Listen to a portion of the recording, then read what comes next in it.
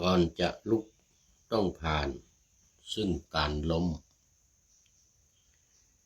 ก่อนจะคมต้องผ่านซึ่งการทื่อก่อนจะเก่งต้องผ่านการฝึกปรือก่อนมีชื่อต้องผ่านการฝึกตนขอถวายความนอบน้อมแด่พระรัตนตรัยมีพระพุทธเจ้าเป็นต้นขอถวายความเคารพพระมหาเถระพระเถรานุเถระเจ้าคณะพระสังฆาธิการทั่วโลกมีพระเดชพระคุณพระธรรมเสนาบดีเจ้าคณะภาค7วัดพระธาตุดอยสุเทพเป็นต้นและขออำนวยพรแด่ท่านผู้ฟังท่านผู้ชมสาธุชนพุทธบริษัททั้งหลายวันนี้รายการพระไตรปิฎกลอยฟ้าก็ลอยมาจากวัดพระธาตุดอยสุเทพออกอากาศทางสถานีวิทยุ5แห่งเหมือนเดิมซึ่งตอนนี้ก็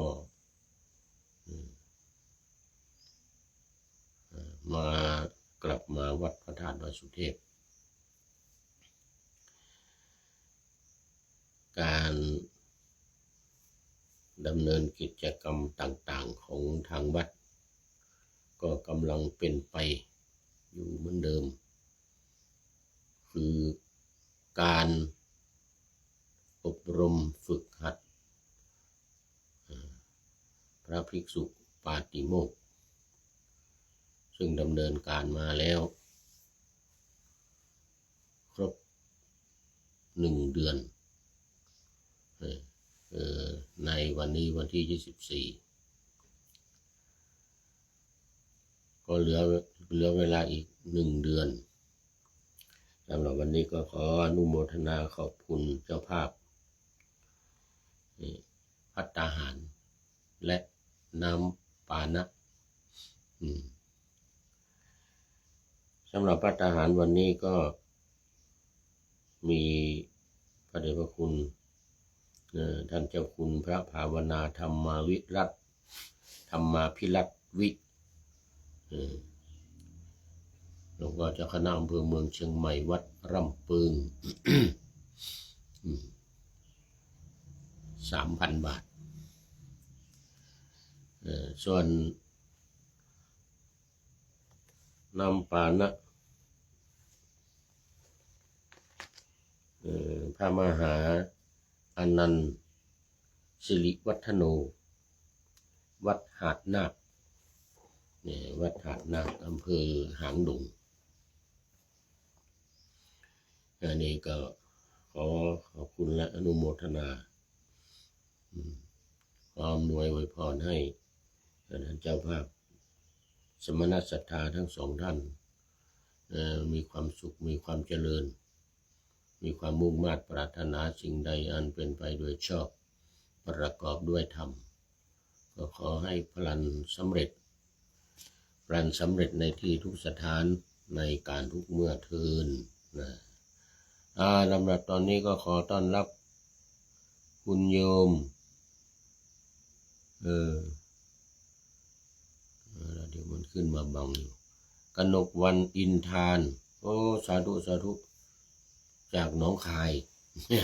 โอ้วันนี้หนองคายมาก่อนเพื่อน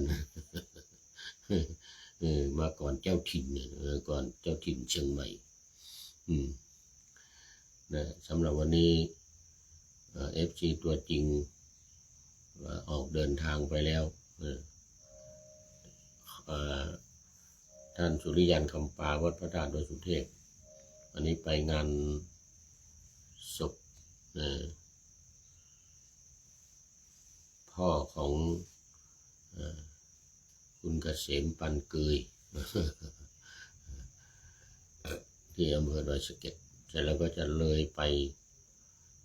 สถานธรรมที่อำเภอสันทราย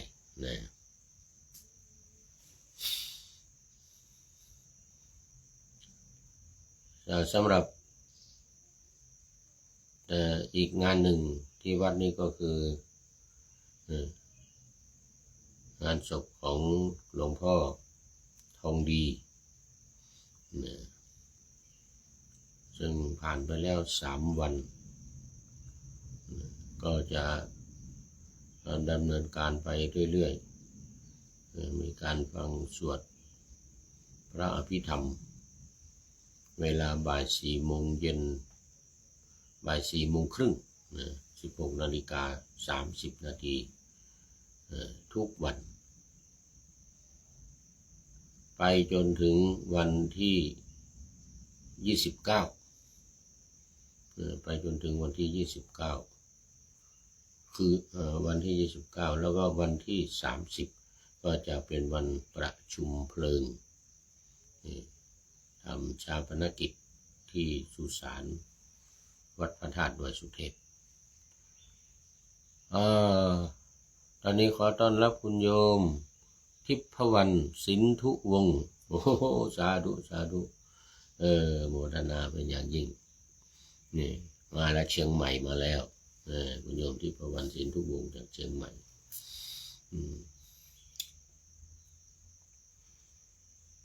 ก็ประกาศเชิญชวนญาติโยมสาธุชน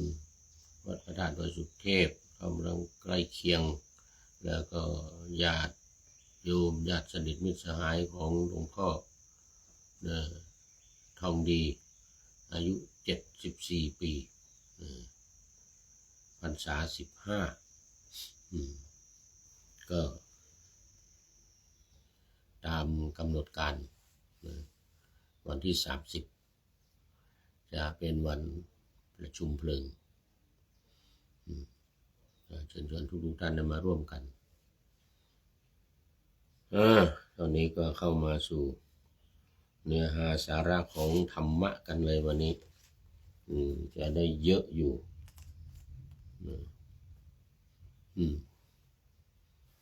วันนี้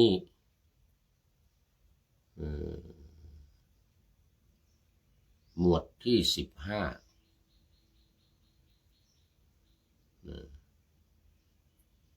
อัฏฐานบาลีอัฏฐานบาลีบาลีว่าด้วยความเป็นไปได้และเป็นไปไม่ได้วรรคที่1ก็คือปฐมวรรคหมวดที่1ที่จบไปนั่นเป็นหมวดที่14เอตัทคะนะโอ้เอตัทคะตั้งหลายวันเอตัทคะหลายวันเอตัทคะไปพระภิกษุณีพระภิกษุ16 รูปภิกษุณี13 รูปอุบาสก10 คนอุบาสิกา10 คนอุบาสิกา10 คนแล้ววันนี้มาเริ่มข้อที่1กันเลยเล่ม1หมวดที่1ข้อที่268ข้อที่268ก็อยู่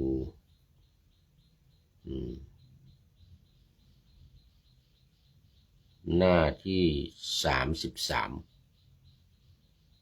268หน้าที่33พระผู้มีพระภาคตรัสว่าภิกษุทั้งหลายเป็นไปไม่ได้เลยที่บุคคลผู้ถึงพร้อมด้วยทิฏฐิพึงยึดถือสังขารไรๆโดยความเป็นสภาวะเที่ยงแต่เป็นไปได้ที่ปุถุชนพึงยึดถือสังขารไรๆโดยความเป็นสภาวะเที่ยงนี่ขึ้นอยู่กับว่าบุคคลจะอยู่ในสถานะใดนี่ก็มีอยู่2 อย่างบุคคลที่ยังเป็นปุถุชนก็จะถือว่าสังขารทั้งหลายเป็นไปโดยความเป็นของเที่ยงแต่ถ้าหากเป็นอริยบุคคล บุคคลในที่นี้อริยบุคคลหมายถึงผู้ที่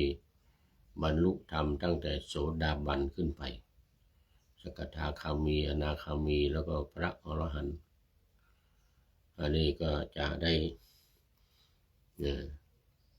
เป็นไปไม่ได้เป็นไปได้ว่าจะเห็นว่าสภาวะธรรมทั้งหลายเนี่ยไม่เที่ยงนอกจากไม่เที่ยงแล้วก็เป็นทุกข์เป็นอนัตตาไม่เที่ยงเป็นทุกข์เป็นอนัตตาก็ตรงกันข้ามกับปุถุชนคนธรรมดาที่ยังไม่ได้บรรลุธรรมก็จะเห็นว่าโลกนี้หรือสิ่งทั้งหลายเนี่ยเป็นของเที่ยง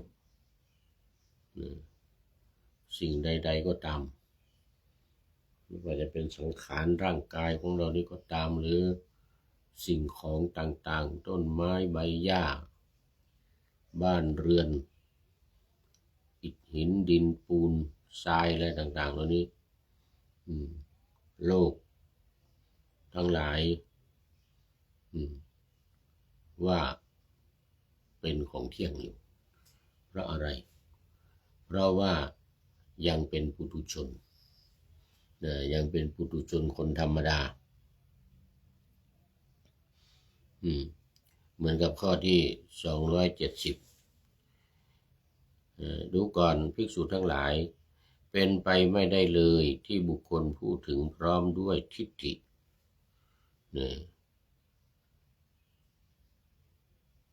พึงพร้อมด้วยทิฏฐิในที่นี้ก็จะหมายถึง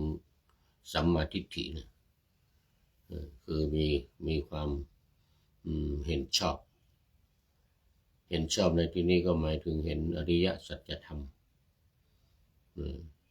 ว่าทุกสิ่งทุกอย่างนี้มันเป็นทุกข์สาเหตุของความทุกข์คือตัณหา3อย่างกามตัณหาภวตัณหาและวิภวตัณหาแล้วก็การดับความทุกข์ก็คือการดับสาเหตุดับตัณหา3อย่างนี้และข้อปฏิบัติให้ถึงความดับทุกข์ก็คือมรรคมีองค์8ประการมีสัมมาทิฏฐินี่สัมมาทิฏฐินี่จึงเป็นแนวทางสุดท้ายในอริยมรรคแนวทางสุดท้ายในอริยมรรคเพราะนั้นจึงเป็นไปไม่ได้ที่บุคคลผู้มีสัมมาทิฏฐิหรือผู้ที่มีทิฏฐิชอบจะเห็นว่าสิ่งไรๆในโลกนี้เป็นของเที่ยงเป็นไปไม่ได้เพราะอะไรเพราะว่าจะเห็นเป็นไปตาม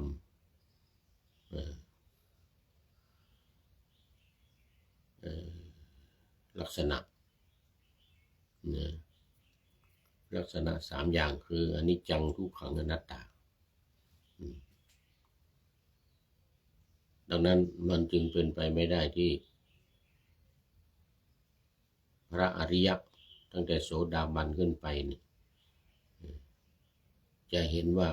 สิ่งทั้งหลายเป็นของเที่ยงเพราะจะต้องเห็นว่าต้องมีสัมมาทิฏฐิมีความเห็นชอบตามอริยสัจธรรมว่าเป็นของไม่เที่ยงเป็นทุกข์และเป็นอนัตตาภิกษุทั้งหลายแต่เป็นไปได้ที่ปุถุชนพึงเห็นว่าสิ่งทั้งหลายเป็นของเที่ยงทีนี้มาดูข้อต่อไป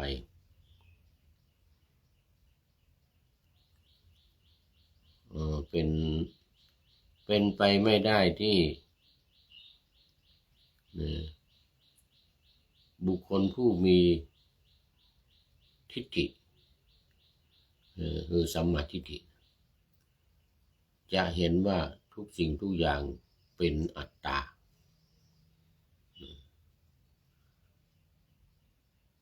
แต่เป็นไปได้ที่ปุถุชนจะเห็นว่าสิ่งไรๆเป็นอัตตา ก็คือฝ่ายที่เป็นอริยบุคคลตั้งแต่โสดาบันขึ้นไปถึงอรหันต์นี่จะเห็นว่าทุกสิ่งทุกอย่างเป็นอนัตตาแต่ปุถุชนจะเห็นว่าเป็นอัตตานี่ข้อที่270ต่อไป271เป็นไปไม่ได้เลยที่บุคคลผู้ถึงพร้อมด้วยทิฏฐิพึงฆ่ามารดาแต่เป็นไปได้ที่ปุถุชนพึงฆ่ามารดาปุถุชนพึงฆ่ามารดาอันนี้เป็นประการที่4ข้อที่272เป็นไปไม่ได้ที่บุคคลผู้ถึงพร้อมด้วยทิฏฐิจะพึงฆ่าพระอรหันต์แต่เป็นไปได้ที่ปุถุชนพึงฆ่าพระอรหันต์ก็แบ่งกันตรงนี้แหละตรงที่ว่าถ้าเป็นผู้ถึงพร้อมด้วยทิฏฐิก็จะเป็นพระโสดาบันขึ้นไปไม่ว่าจะเป็นพระสกทาคามีหรืออนาคามีหรืออรหันต์ก็จะไม่ฆ่าพระอรหันต์แต่เป็นไปได้ที่ปุถุชนผู้ยังไม่ได้บรรลุธรรมเนี่ยจะฆ่าพระอรหันต์ได้นี่เป็นข้อที่72ต่อไปข้อที่273เป็นไปไม่ได้ที่บุคคลผู้ถึงพร้อมด้วยทิฏฐิหรือมีสัมมาทิฏฐิเนี่ยนะถึงพร้อมด้วยสัมมาทิฏฐิ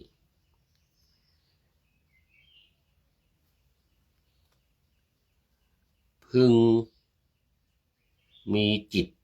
ประทุษร้ายทำร้ายตถาคตให้ห่อเลือดก็เหมือนกับที่พระเทวทัตกลิ้งหิน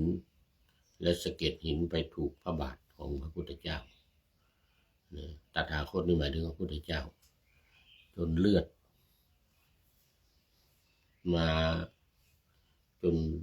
เขาเรียกว่ามันช้ำในนะเลือดมารวมกันอยู่ที่นี่ช้ำเลือดช้ำหนองเป็นไปไม่ได้ที่พระอริยบุคคลตั้งแต่โสดาบันขึ้นไปเนี่ย จะทำให้พระโลหิตของพระตถาคตห่อขึ้นมาได้แต่เป็นไปได้ที่ปุถุชนคนธรรมดาคนที่ยังไม่ได้บรรลุเป็นโสดาบันเป็นต้นเนี่ยจะทำได้คือการทำให้พระโลหิตของพระตถาคตห่อขึ้นมาเหมือนกับพระเทวทัตถึงแม้ว่าจะมีฤทธิ์ได้ฌานแต่ว่ายังเป็นโลกิยะฌานโลกิยะฤทธิ์ยังไม่เป็นโลกุตระบุคคลไม่ได้เป็นแม้แต่ตั้งแต่โสดาบันขึ้นไปเนี่ยไม่เป็นนั้นพระเทวทัตก็ทำได้ทำให้พระโลหิตของพระตถาคตห่อขึ้นมาได้นี่ข้อที่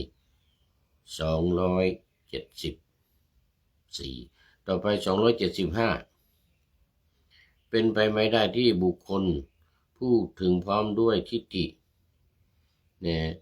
พึงทำลายสงฆ์หรือทำลายสงฆ์ให้แตกกันหรือทำสงฆ์ให้แตกกันนะแต่พระเทวทัตทำได้ แยกพระจากพระพุทธเจ้าไปเลยไปทำสังฆกรรมเองไปอยู่เองกินเองเพราะฉะนั้นพระเทวทัตนี่โด่งดังเลยพระเจ้าอาชาติศัตรูถวายสำรับอาหารวันละ500สำรับลาภสักการะเหลือเฟือลูกศิษย์ของพระเทวทัต ที่ออกไปอยู่รวมกันนะที่แยกออกจากพระพุทธเจ้าไปทำสังฆกรรมเองนะ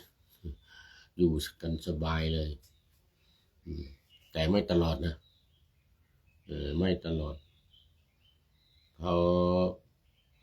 ทำสังฆเพศแล้วก็ทำพระโลหิตตถาคตห่อขึ้นไปแล้วเนี่ยพระเทวทัตเดี๋ยวพระเจ้าอาชาติศัตรูก็ทรงหมดศรัทธายกเลิกพระทหารที่เคยส่งมาถวายจากพระราชวังวันละ500 สำรับก็ยุติ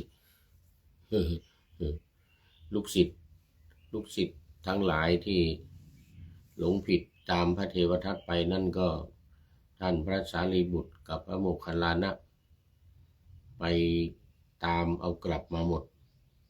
กลับมาอยู่กับพระพุทธเจ้าหมดเหลืออยู่2-3 รูปรู้สึกว่าจะชื่อโกกาลิกะนะรูปหนึ่งที่ยังจงรักภักดีอยู่กับพระเทวทัตเพราะเนื่องจากทำกรรมร่วมกันมาตั้งแต่ในชาติก่อนปางก่อนยังอยู่กับพระเทวทัตแล้วก็ตอนพระเทวทัตจะไปเมืองสาวัตถีเนี่ยจะไปขอโทษพระพุทธเจ้าไปขอโทษพระพุทธเจ้าพระพุทธเจ้ายกโทษให้ขออภัยในความทำความผิดวันนี้ตื่นมาตั้งแต่เช้าตี 4กว่าตื่นมาตั้งแต่ตี 4กว่าถึงตอนนี้เท่าไหร่แล้วเนี่ยจัด4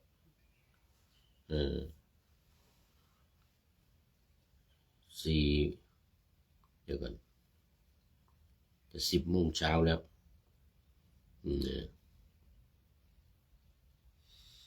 สรุปแล้วข้อ1ถึงข้อ5เนี่ย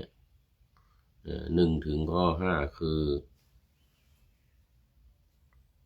260เดี๋ยวก่อน268 69 70 71 72 73 74นี่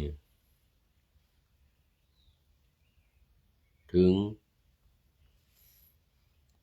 73 74 75ด้วย75ตั้งแต่เห็น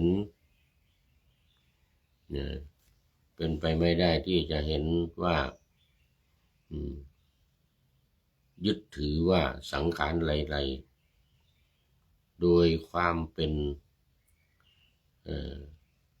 สภาวะที่เที่ยงเป็นต้นอะไรนะหนึ่งนี่สภาวะที่เที่ยง2เป็นสุข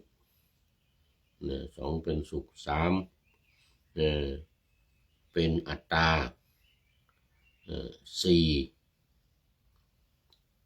ฆ่ามารดา5ฆ่าบิดา6ฆ่าพระอรหันต์7ทำพระโลหิตของตถาคตให้ห่อแล้วก็8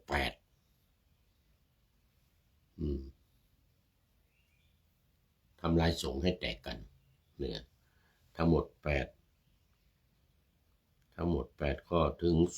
275วันนี้อยู่ในอนันตริยกรรม5ในอนันตริยกรรม5นี่ก็คือตั้งแต่ฆ่ามารดาฆ่าบิดาฆ่าพระอรหันต์ทำพระโลหิตของพระตถาคตให้ห่อขึ้นแล้วก็ทำลายสงฆ์สังฆเพศนี่5 ข้อ5 ข้ออีก3 ข้อเป็นอะไรอีก3 ข้อก็คือเห็นว่าโลกเห็นว่าสังขารทั้งหลายยึดนั่นถือมั่นว่าสังขารทั้งหลายเนี่ยเป็นของเที่ยง นะอันนี้ก็เป็น6แล้วก็7เห็นว่ายึดมั่นถือมั่นว่าสิ่งทั้งหลายทั้งปวงเนี่ยเป็นสุขคนจริงมันเป็นทุกข์ไม่เที่ยงแล้วก็เป็นทุกข์ใช่แล้วข้อที่8เป็นปุถุชนเห็นว่าเป็นอัตตาอริยบุคคลเป็นอนัตตาก็คือ3หมวดธรรม2หมวดธรรมหมวดที่1คืออนันตริยกรรม5แล้วหมวดที่2คือไตรลักษณะ3อย่างอนิจจังทุกขังอนัตตาซึ่งจะเห็นตรงกันข้ามโอ้ตอนนี้ขอต้อนรับท่านนายพลวันนี้มาทีหลังใกล้จะหมดเวลาแล้วนี่พลตรีนเรศจิตรักเข้ามาแล้วกราบนมัสการหลวงพ่อครับนะติดตามครับผมนะโอ้สาธุสาธุวันนี้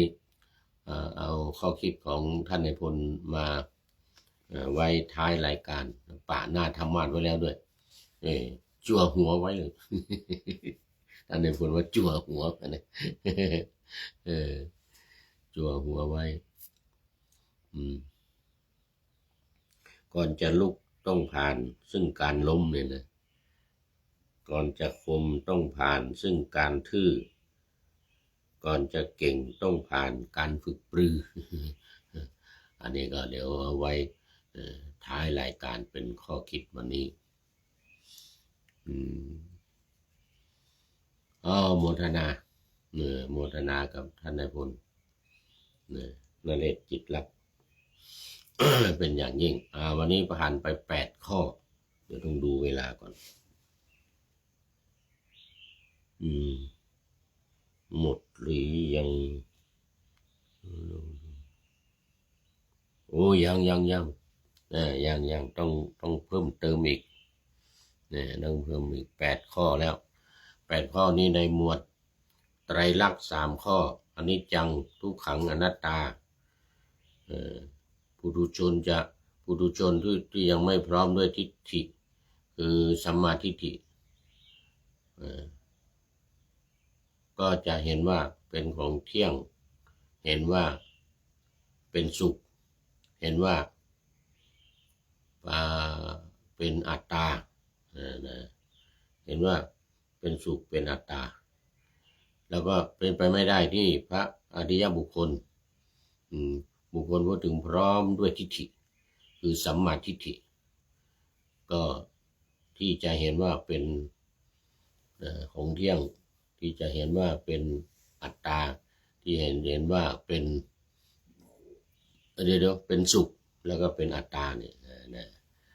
ก็ตรงกันข้ามกันหมวดที่1ไตรลักษณ์แล้วก็หมวดที่2อนันตริยกรรม5อย่างรวมแล้วเป็น8ต่อไปเป็นข้อที่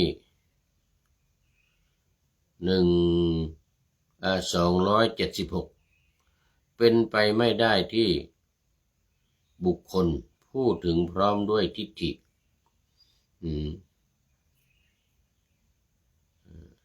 พึงนับถือศาสดาอื่นเป็นไปไม่ได้ที่จะนับถือศาสดาอื่นหมายถึงว่านับถือพระพุทธพระธรรมพระสงฆ์หรือนับถือพระพุทธเจ้าเป็นศาสดาแล้วเนี่ยจะไปนับถือศาสนาอื่นหรือเปลี่ยนใจไปเป็นนับถือศาสนาอื่นไม่ว่าจะเป็นศาสนาคริสต์ศาสดาของศาสนาคริสต์เช่นพระเยซูหรือพระเจ้าก็เป็นไปไม่ได้ที่พูดถึงพร้อมด้วยอริยบุคคลเนี่ยจะไปนับถือนอกจากพระพุทธเจ้านอกจากศาสดาของตัวเองแต่เป็นไปได้ที่ปุถุชนคนธรรมดาแม้ว่าจะนับถือเป็นพุทธมามกะแล้วเป็นชาวพุทธแล้วที่จะไปนับถือ ศาสดาองค์อื่นนี้เป็นไปได้เพราะว่ายังเป็นปุถุชนก็อาจเปลี่ยนไปนับถืออย่างศาสนาอิสลามก็อาจจะไปนับถือศาสดาหรือเขาเรียกว่าโปรเฟตเป็นผู้แทนของพระเจ้าอย่างท่านนบีมูฮัมหมัดอย่างนี้นะเป็นไปได้ที่ถ้าหากว่าเป็นปุถุชนคนธรรมดายังไม่ได้บรรลุเป็นโสดาบันขึ้นไปเนี่ยนะก็จะเปลี่ยนใจไปนับถือศาสดาอื่นได้อันนี้เป็นไปได้หรือลัทธิอื่นก็ตามลัทธิอื่นหรือศาสดาคนอื่นอย่างศาสนาเชนนี่ศาสดามหาวีระอย่างนี้นะสมัยก่อนเริ่มต้นจริงๆเป็นเขาเรียกว่านิโครนนาฏบุตรนี่ศาสนาเชนหรือลัทธิอื่นๆก็ตามลัทธิเต๋าลัทธิอะไรของญี่ปุ่นชินโตนี่นะลัทธิชินโตศาสนาชินโตของญี่ปุ่นที่นับถือพระอาทิตย์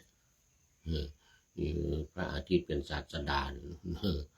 ในศาสนาชินโตของประเทศญี่ปุ่นเต๋านี่เป็นของประเทศจีนลัทธิเต๋าไอ้ที่ถือหยินหยางเนี่ยขาวกับดำหญิงกับชายเลยแต่ที่คู่กันนะหยินกับหยางนั่นเป็นลัทธิเต๋าอย่างนี้เป็นต้น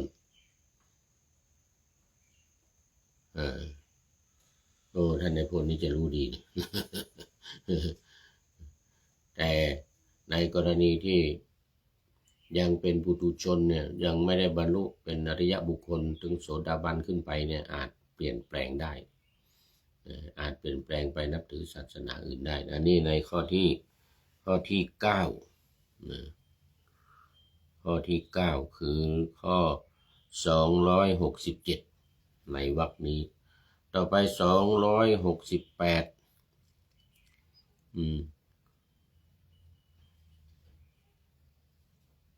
เป็นไปไม่ได้เลยที่พระอรหันตสัมมาสัมพุทธเจ้า2 พระองค์พึงเสด็จอุบัติพร้อมกันในโลกธาตุเดียวกัน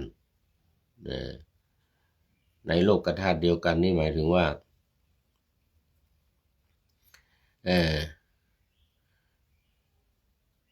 อบายทุกขติวินิบาตทั้ง3เดี๋ยวก่อนโลกธาตุเดียวกันก็หมายถึงว่าในจักรวาลเดียวกันนี่ในจักรวาลในจักรวาลเดียวกันนี้ซึ่งจะมีพระพุทธเจ้าองค์เดียวเท่านั้นเราเรียกกันอีกอย่างหนึ่งว่าเป็นภัททกัปนะไม่ใช่ภัททกัปนี่มันไปอยู่ในจักรวาลอีกทีหนึ่งในโลกนี้อีกทีหนึ่งเพราะฉะนั้นจะเป็นไปไม่ได้ที่ถ้าพระอรหันต์พระพุทธเจ้าเนี่ยหมายถึงสัมมาสัมพุทธเจ้านะไม่นับพระปัจเจกนะพระปัจเจกพุทธเจ้าหรืออรหันต์พระอรหันต์ธรรมดาที่บรรลุเป็นพระอรหันต์อาจมีได้พระปัจเจกพุทธเจ้ามีได้แล้วก็พระปัจเจกพุทธเจ้านี้จะมีเฉพาะในเวลาที่ไม่มีสัมมาสัมพุทธเจ้านะที่เราเห็นปัจเจกนี่นะก็ในระหว่างพุทธันดรหนึ่งคือระหว่างพระพุทธเจ้าพระพุทธเจ้าองค์หนึ่งมาหาอีกองค์หนึ่งนะเช่นอย่างพระพุทธเจ้าองค์แรกในภัททกัปนี้พระ วิปัสสีอย่างเงี้ยระหว่างพระพุทธเจ้าวิปัสสีมหาพระสิกขีเนี่ยระหว่างเนี้ยเขาเรียกว่าหนึ่งพุทธันดรระหว่างพระพุทธเจ้าองค์หนึ่งไปหาอีกองค์หนึ่งมีพระปัจเจกพุทธเจ้าได้มีพระปัจเจกพุทธเจ้าได้และพระปัจเจกพุทธเจ้าเนี่ยจะบรรลุเองเหมือนพระสัมมาสัมพุทธเจ้านั่นแหละบรรลุเองไม่มีใครสอนแต่หลังจากบรรลุแล้วไม่สอนคนอื่นสอนไม่ได้ ไม่ได้ตั้งจิตอธิษฐานมาบรรลุด้วยตนเองจึงเรียกว่าปัจเจกปัจเจกะปัจเจกะสอนคนอื่นไม่ได้แต่ในถ้าหากว่าพระสัมมาสัมพุทธเจ้าอุบัติขึ้นในโลกเช่นอย่างตอนเนี้ยพระโคตมะพระพุทธเจ้าโคดมของเรานี่อุบัติขึ้นในโลกพระปัจเจกพุทธเจ้าจะไม่มีไม่ตรัสรู้ไม่มีไม่เป็นพระปัจเจกพุทธเจ้านะยกเว้นว่าพระปัจเจกพุทธเจ้าที่มีอยู่ก่อนอยู่ในทวีปอื่นในโลกอื่นในโลกธาตุอื่นนะที่มีอยู่ก่อนแต่ในโลกธาตุนี้ในโลกธาตุเดียวกันนี้นะจะไม่มีในโลกธาตุเดียวกันนี้ไม่มีเด็ดขาดเป็นไปไม่ได้เลยเป็นไปไม่ได้เลย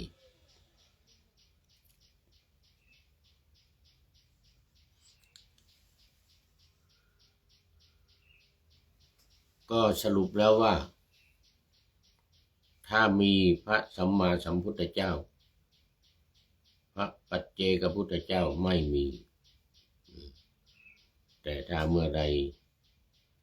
มีพระปัจเจกพุทธเจ้านั้นแสดงว่าพระสัมมาสัมพุทธเจ้าหมดไปแล้วในอย่างต่อไปนี้ถึง 5,000 ปีตามพุทธธรรมนายถ้าครบ 5,000 ปีไปแล้วเรียกว่าหมดยุคของพระสัมมาสัมพุทธเจ้าโคตมะโคดมเรานี่นะในระหว่างนี้ไปหาพระศรีอริยเมตไตรที่จะมาอุบัติในข้างหน้าในระหว่างนี้พระปัจเจกพุทธเจ้าจะตรัสรู้มีเป็นพระปัจเจกเหมือนกับพระเทวทัตที่พระพุทธองค์ทรงพยากรณ์ตอนนี้ก็ขอต้อนรับพระเดชพระคุณหลวงพ่อสุทธิสงึมรำจากจังหวัดบุรีรัมย์มาแล้วพร้อมกับหัวใจแดงๆใสๆโอ้ขอบคุณหลวงพ่อมากเนี่ยหลวงพ่อเป็น FC ตัวจริงเนี่ยเหมือนท่านนายพลเป็น FC ตัวจริงแล้วตัวนี้ประกาศมาเมื่อวานนี้บอกผมเป็น FC ตัวจริงแล้วหลวงพ่อสุทธิสงึมรำมาทุกรายการโอ้ขอบคุณมากเอาวันนี้เชียงใหม่มาแล้วนี่เชียงใหม่มาบุรีรัมย์มาแล้วเมื่อกี้อะไรผ่านไปหนองคายหนองคายมาแล้วอะไรเมื่อกี้นี่หนองคายทิพวรรณสินธุวงศ์อันนี้เชียงใหม่เมื่อกี้หนองคายลืมชื่อไปแล้วมาหลายแล้วมาหลายจังหวัดแล้วยังเหลือทางกรุงเทพอุตรดิตถ์ลำปางเชียงรายหายไปนานเลยมาข้อต่อไปยังพอมีเวลา277นะต่อไป278เป็นไปไม่ได้เป็นไปไม่ได้เลย มีเลยด้วยนะที่พระเจ้าจักรพรรดิสองพระองค์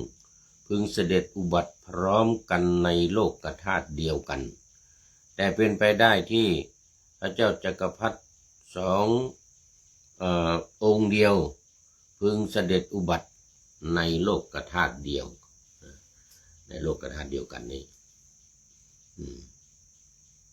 เมื่อกี้นี้พระพุทธเจ้าพระพุทธเจ้าจะไม่อุบัติในโลกธาตุเดียวกันสองพระองค์ตอนนี้พระเจ้าจักรพรรดิคำว่าพระเจ้าจักรพรรดิเนี่ยจะหมายถึงพระเจ้าแผ่นดินไม่ใช่พระเจ้าแผ่นดินธรรมดานะจักรพรรดิราชนี่ขอไปโอ้ขันหลังนี่จักรพรรดิราชนี่ทำคุณธรรมจะไม่เหมือนกันนะเนี่ยถ้าพระเจ้าแผ่นดินธรรมดาเนี่ยพระมหากษัตริย์ธรรมดาเจ้าแผ่นดินธรรมดานี่จะมีทำอยู่10 ประการเขาเรียกทศพิธราชธรรมแต่ถ้าเป็นพระเจ้าจักรพรรดิเนี่ยจะมี12เนี่ยมี12 ข้อเขาเรียกว่าจักรวรรดิธรรมธรรมของพระเจ้าจักรพรรดิจะมี12 ข้อของพระเจ้าแผ่นดินเนี่ยมี10 ข้อเพราะนั้นทั่วไปกษัตริย์ทั่วไปเนี่ยถ้าไม่เป็นจักรพรรดินี่นะจะมีคุณธรรมแค่10 ข้อก็เรียกทศพิธราชธรรมส่วนพระเจ้าจักรพรรดิจะมี12 ข้ออันนี้รายละเอียดนี่ได้ว่าไปแล้วนอนในกาเลรู้สึกว่าจะอยู่ใน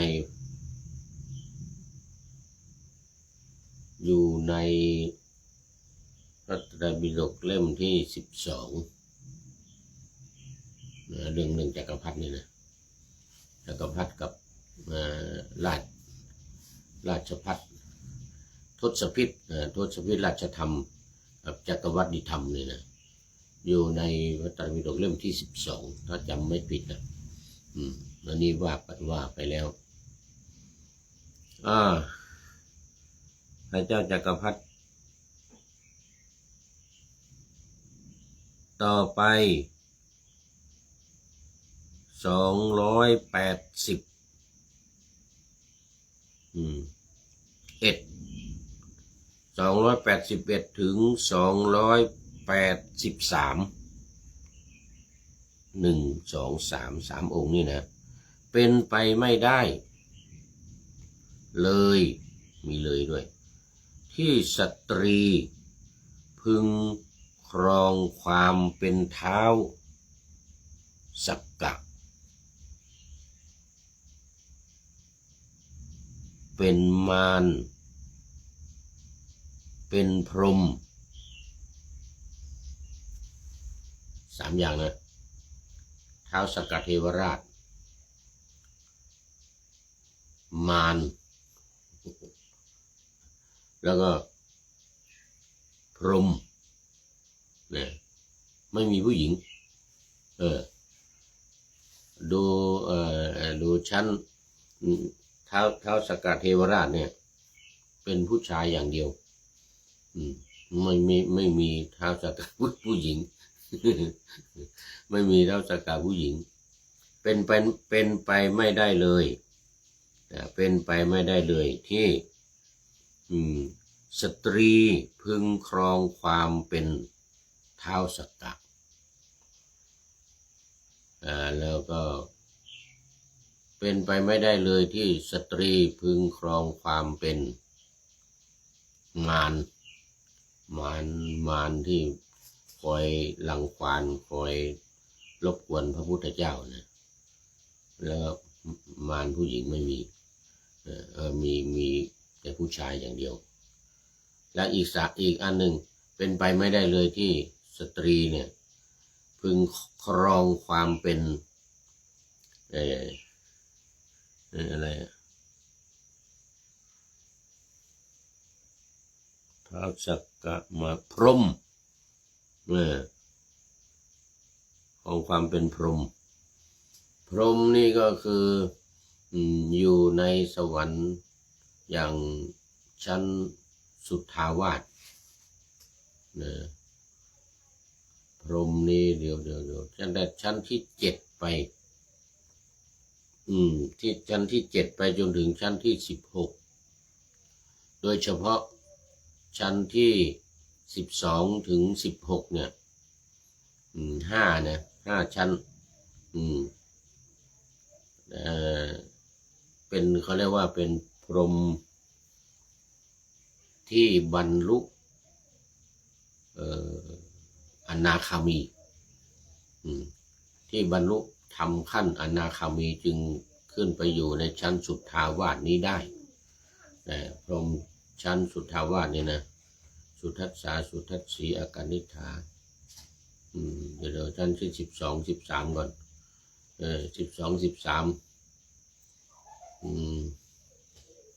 อวิหาอวิหาอัตตปาสุทัสสาสุทัสสีอากานิฐา5พรหม5ชั้นนี้ก็จะเป็นผู้ที่บรรลุอนาคามีเท่านั้นจะไปเกิดใน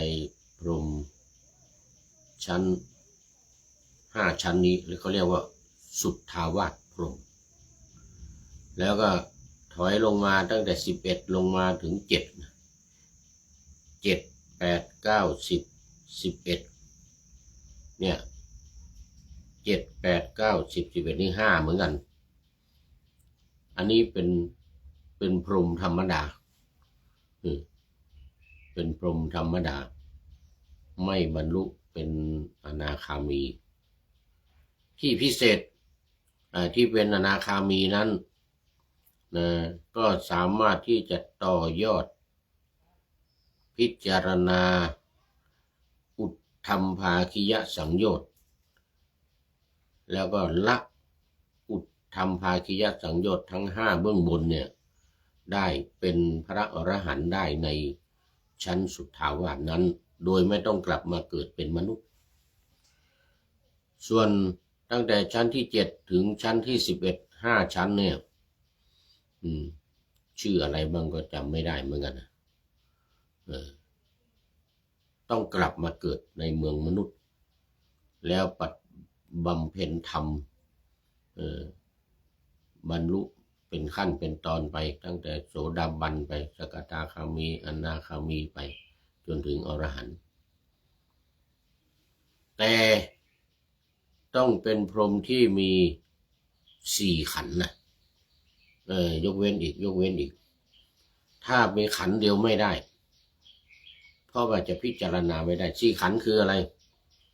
เวทนาสัญญาสังขารวิญญาณต้องมีเวทนามีสัญญาสังขารวิญญาณมี4ขันธ์นี้ขึ้นเป็นอนาคามีก็จริงแล้วก็ไปอยู่ในชั้นสุทธาวาสตั้งแต่อวิหาอัตตปาสุทัสสาสุทัสสีอากานิฐานี่5นี่นะแต่ถ้ามีขันธ์เดียวมีแต่วิญญาณตัวรู้อย่างเดียวเนี่ยไม่มีเวทนาไม่มีสัญญาไม่มีสังขารไม่มีวิญญาณนี่นะต่อไม่ได้จะพิจารณาอุทธัมภาคิยสังโยชน์คือ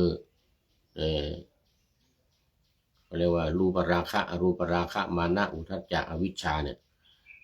ห้าข้อ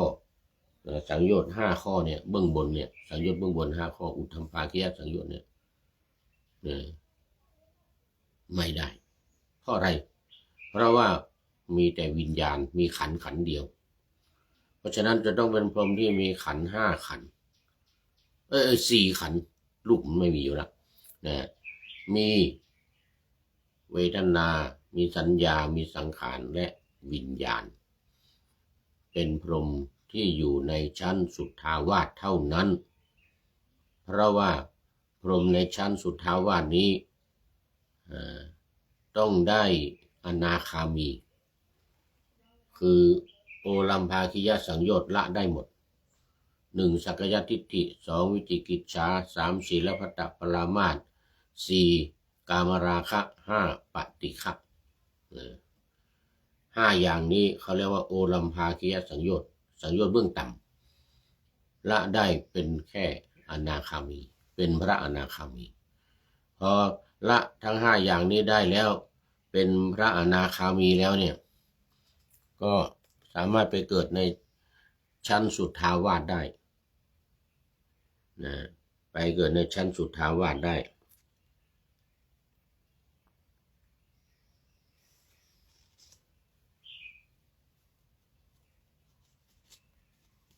เดี๋ยวก่อน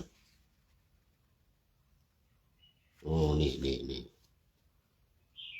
อ๋อยังเหลือเวลาอีกนิดหน่อยเหลือเวลาอีกนิดหน่อยไปเกิดในชั้นสุทธาวาสก็หมายถึงว่าอวิหาอัตตปาชั้นอวิหาอัตตปาสุทัสสาสุทัสสีและก็อากนิฐาเนี่ยถ้าใครคนไหนยังไม่ได้บรรลุถึงอนาคามีนะก็หมดสิทธิ์ในการที่จะไปเกิดในชั้นพรหมทั้ง5ชั้นนี้ได้อันนี้เงื่อนไขที่1เงื่อนไขที่2ต้องมี4ขันธ์คือมีเวทนามีสัญญามีสังขารและมีวิญญาณด้วยสี่ขันธ์จึงจะสามารถต่อยอดพิจารณาอุทธัมภาคิยสังโยชน์ทั้ง5เบื้องบนนี้ได้ถ้ามีขันธ์เดียวคือวิญญาณไม่ได้ไม่มีอะไรมาพิจารณาเวทนาไม่มีสัญญาไม่มีสังขารไม่มีมีแต่วิญญาณอย่างเดียวอย่างนี้อีก3ขันธ์ไม่มีอันนี้ไม่ได้พิจารณาในนั้นไม่ได้ต้องกลับมาเกิดต้องกลับมาเกิดในเมืองมนุษย์อีกแล้วก็บำเพ็ญบารมีแล้วก็บรรลุธรรมพอพิจารณาต่อยอดอุทธัมภาคิยสังโยชน์เป็นพระอรหันต์เนี่ยเห็นไหมถึงแม้ว่าจะเป็นอนาคามีแล้วก็ตามเป็นผ่านอนาคามีแล้วก็ตามแต่พอไปเกิดปุ๊บในชั้นสุทธาวาสปุ๊บเนี่ยมีขันธ์เดียวมีขันธ์เดียวคือวิญญาณมีวิญญาณขันธ์เดียวก็ไม่สามารถที่จะต่อยอดหรือบรรลุพิจารณารูปราคะอรูปราคะมานะอุทธัจจะและอวิชชาได้ก็ไม่สามารถที่จะบรรลุเป็นพระอรหันต์ในชั้นพรหมได้ต้องกลับมาเกิดในเมืองมนุษย์อีกอันนี้ก็เป็นข้อที่281ถึง83นะคือผู้หญิงเนี่ย81นี่ผู้หญิงไม่เป็นไปไม่ได้ที่จะไปครองความเป็นท้าวสักกะเทวราชหรือพระอินทร์ที่สวรรค์ชั้นดาวดึงไม่ได้ผู้หญิงจะไปครองอยู่เป็นท้าวสักกะไม่ได้แล้ว2เป็นมารไม่ได้2เป็นมารไม่ได้นะ3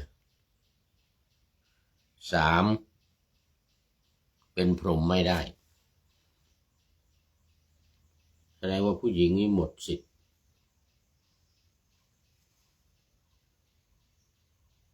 เป็นท้าวสักกะ2เป็นมารเธอไม่อยากให้ไปเป็นอยู่แล้ว3เป็นพรหมเพราะฉะนั้นผู้หญิงก็ขึ้นไปได้แค่ชั้นที่11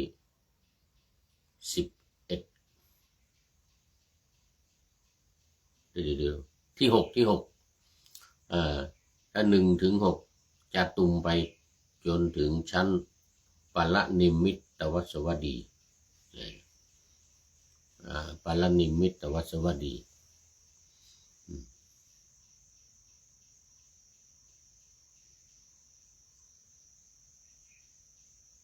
เท่านั้น